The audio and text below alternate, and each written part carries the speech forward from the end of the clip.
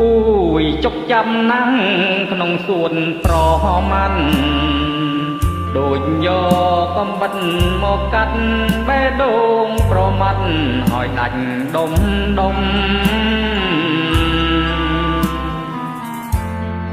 ខំ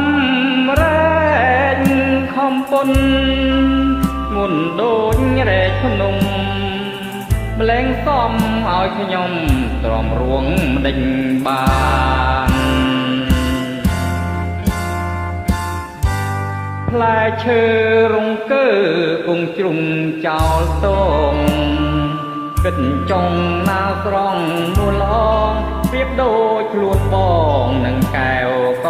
លយានបើចេញតែទ្រាំហួងប្រមាណគង់រលាយប្រានព្រោះរឿងស្នេហា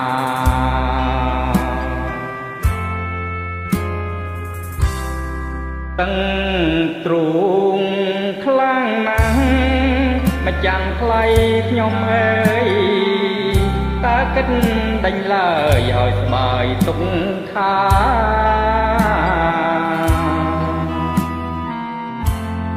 ពលហើយពុកកម្មខ្ញុំសូមផ្ដាំថាស្មាលាក៏មកយល់ភាំង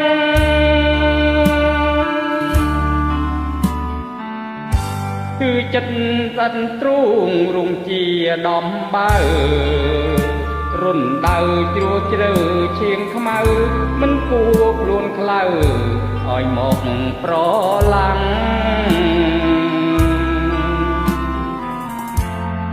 ទុក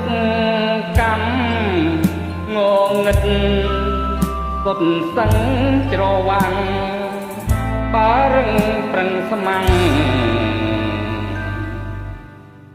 គង់ធ្លាំងឲ្យ